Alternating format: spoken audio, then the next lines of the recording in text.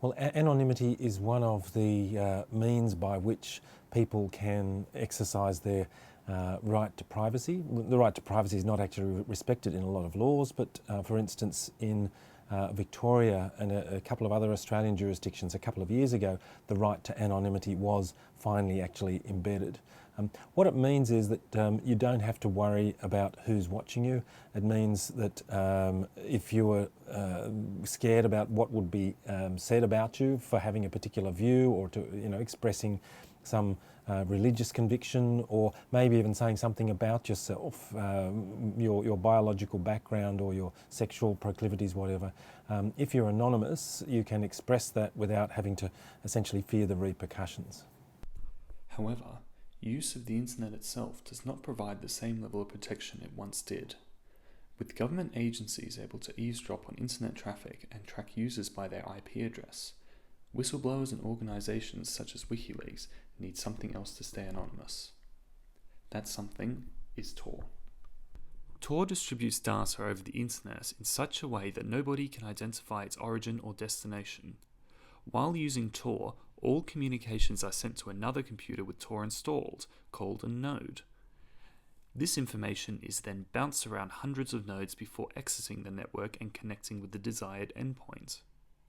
Along with heavy encryption, this provides anonymity because an eavesdropper cannot see who is communicating with the server, only the final exit node. The only problem, of course, is that anonymity is also what any criminal would want. Why would you want to be tied with your responsibility for committing some crime, or for being a participant or a supporter in something that was illegal? And so there's a built-in sort of contradiction, if you like, or an inevitable tension, because it's the sort of a dual-use technology, if you like, that it can be used for good, and it's essential. It's a right recognised by law, but it's also, like many other things we do, capable of being misused.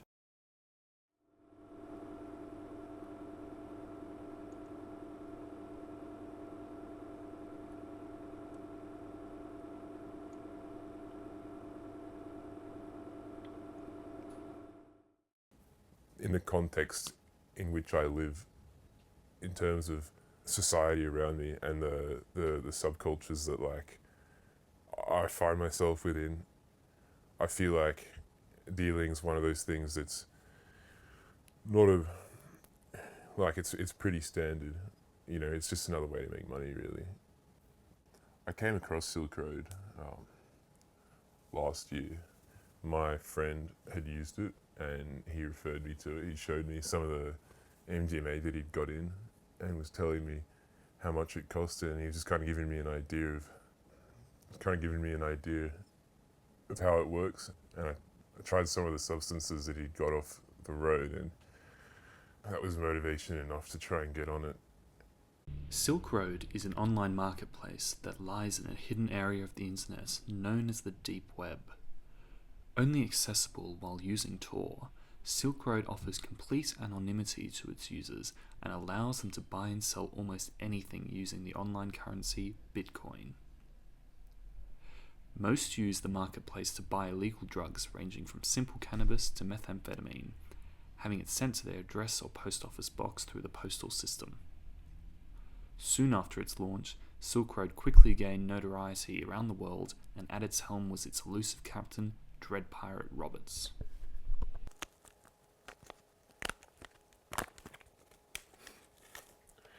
Yeah, I got 5 grams of ketamine. This is some of the best stuff. I mean, you don't really find it better than this in Australia as far as it goes. This is pretty much just pure ket, it doesn't get better. I'm going to be splitting these into 5 separate bags, and I'll be selling them, but I'll probably have one of the bags for myself and my mates as well, because The system is designed for to allow people to make that purchase in an anonymous way, in which it's theoretically would be difficult for police or governments to stop. I mean, the only way I could feasibly see the government could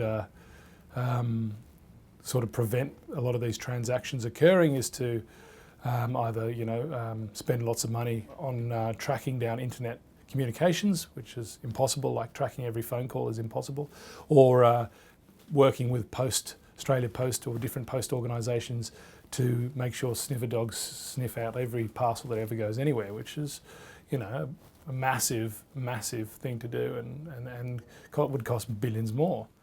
I haven't been worried in that regard about it.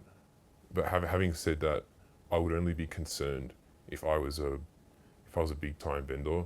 You know, there's so many people using Silk Road, and I'm just one person buying however many half an ounce of MD at a time. I just don't think anyone would spare the time to come after me for that. You know, there's no point. Like, there are so many other bigger operations out there to put their focus on. So I'm not really worried. Silk Road ran successfully for over 2 years, serving almost 1 million registered users.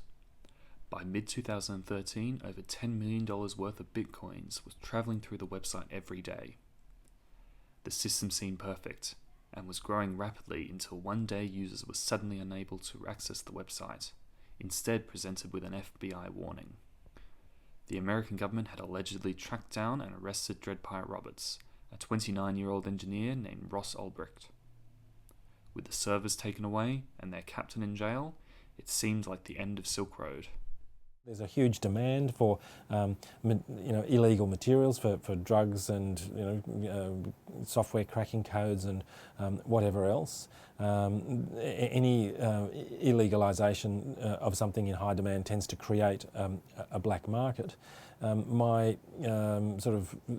aspect of it that I'm not sure about is whether the proliferation, the sudden popping up of a number of other marketplaces means that in effect they're ahead of the attempts to squash them, or whether really that there are actually quite a small number of alternative markets, and in the same way that they can be taken down eventually by identifying and arresting the people at the heart of it.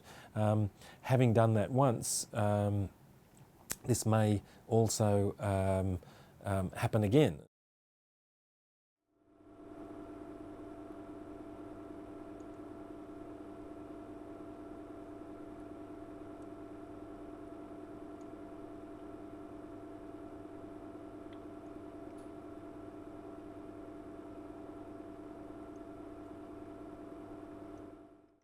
The government's got to get real and regulate the supply themselves of drugs and make them safer. I think that cracking down on places like the Silk Road is not the answer. There is a recognition that the current policies fail, that prohibition is a failure and the war on drugs is a failure. I think these online marketplaces for drugs is just another example of a reality that the governments have got to sort of take a new perspective and try some sort of self-regulation of the drug market.